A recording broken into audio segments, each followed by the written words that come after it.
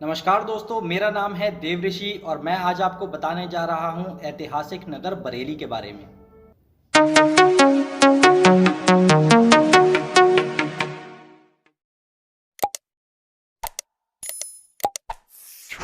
बरेली शहर भारत के उत्तर प्रदेश में स्थित है। यह राष्ट्रीय राजधानी दिल्ली और उत्तर प्रदेश की राजधानी लखनऊ को जोड़े जाने वाले राष्ट्रीय राजमार्ग के बीचों बीच स्थित है तथा उत्तर प्रदेश में 8वां और भारत का 50वां सबसे बड़ा शहर है। वर्तमान बरेली क्षेत्र प्राचीन काल में पांचाल राज्य का हिस्सा था। महाभारत के अनुसार तत्कालीन राजा द्रुपद तथा द्रोणाचार्य के बीच एक युद्ध में राजा द्रुपद की हार हुई थी। फलस्वरूप पांचाल राज्य का दोनों के बीच विभाजन हुआ। इसके बाद यह क्षेत्र उत्तर पांचाल के अंतर्गत आया, जहां के राजा द्रोणाचार्य के पुत्र अश्वत्थामा मनोनीत हुए। उत्तर पांचाल की राजधानी अहिछत्र थी, जिसके अवशेष बरेली जिले के आंवला तहसील में स्थित रामनगर के समीप पाए गए हैं। स्थानीय लोक कथाओं के अनुसार गौतम बुद्ध ने एक बार अहिछत्र का दौरा किया था तथा जैन तीर्थकर पार्श्वनाथ को अहिछत्र में ही कैवल्य प्राप्त हुआ था। 6ठी शताब्दी ईसा पूर्व में पांचाल मगध साम्राज्य के अंतर्गत आया तथा यहाँ नंद तथा मौर्य राजवंश के शासकों ने शासन किया। यहाँ कुछ स्वतंत्र शासक भी हुए। अंतिम स्वतंत्र शासक अच्युत था, जिसे समुद्रगुप्त ने पराजित किया था।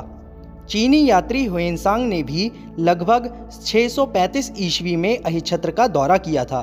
9वीं शताब्दी में गुर्जर प्रतिहारों की शक्ति बढ़ने लगी। बरेली भी उनके अधीन आ गया तथा 10वीं शताब्दी तक उनके अधीन रहा। गुर्जर प्रतिहारों के पतन के बाद अहिछत्र का महत्व कम होकर यहाँ की राजधानी वोदमायुद्ध वर्तमान बदायूं को बनाया गया। लगभग 1500 ईस्वी में क्षेत्र के स्थानीय राजा जगत सिंह ने जगतपुर नामक ग्राम बसाया था, जहाँ से वे शासन करते थे। यह क्षेत्र अब भी वर्तमान बरेली नगर में स्थित एक आवासीय क्षेत्र है। सन 1537 में उनके पुत्रों बांसदेव तथा बरलदेव ने जगतपुर के समीप एक दुर्ग बनवाया था, जिसका नाम उन दोनों के नाम पर बांस बरेली पड़ गया। इस दुर्ग के चारों ओर धीरे धीरे एक छोटे से शहर ने आकार लेना शुरू कर दिया था। सन 1561 में बरेली मुगल साम्राज्य के अधीन आ गया और अकबर के शासनकाल के दौरान यहाँ मिर्जई मस्जिद तथा मिर्जई बाग का निर्माण हुआ। इस समय यह दिल्ली सूबे के अंतर्गत बदायूं सरकार का हिस्सा था।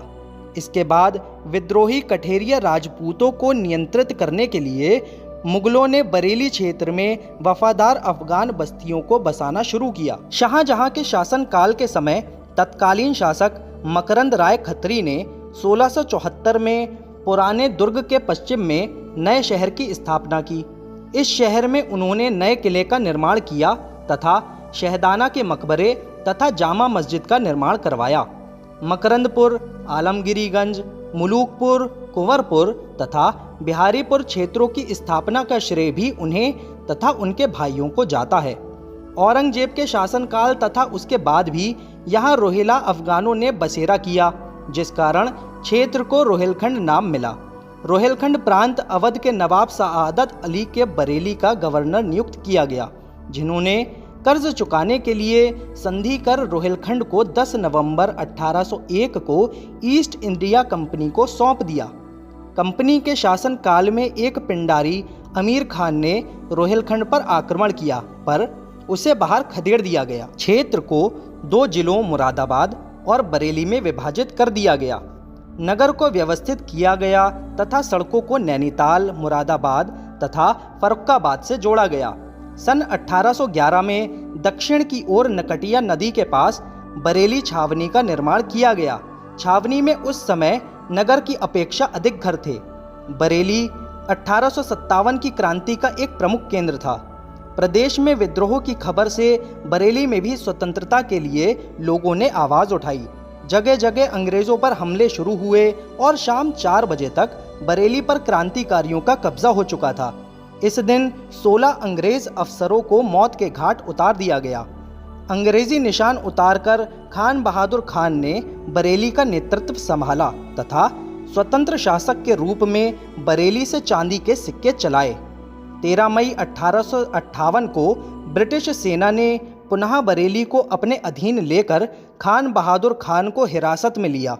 उन पर मुकदमा चलाकर 257 क्रांतिकारियों सहित 24 फरवरी 1860 को उन्हें फांसी दे दी गई। तत्पश्चात बरेली में सिविल लाइंस की स्थापना की गई, जहां उस समय सिर्फ ब्रिटिश अफसर रहा करते थे। सन 1873 में बरेली में रेलवे लाइन डालकर यहां का रेलवे स्टेशन का भी निर्माण किया गया। स्वतंत्रता के बाद बरेली में सीबीगंज, परसाखेड़ा आदि क्षेत्र बसाए गए। बरेली नगर को वर्तमान में बांस बरेली, बरेली शरीफ तथा 7 नाथ मंदिर होने के कारण नाथ नगरी बरेली भी कहा जाता है। तो ये था बरेली नगर का ऐतिहासिक विवरण। आपको वीडियो कैसी लगी हमें कमेंट करके ज़रूर बताएं। वीडियो अच्छी लगी हो तो वीडियो को लाइक करें, शेयर करें और चैनल को सब्सक्राइब ज़रूर करें। मिलेंगे आपसे अगली वीडियो में।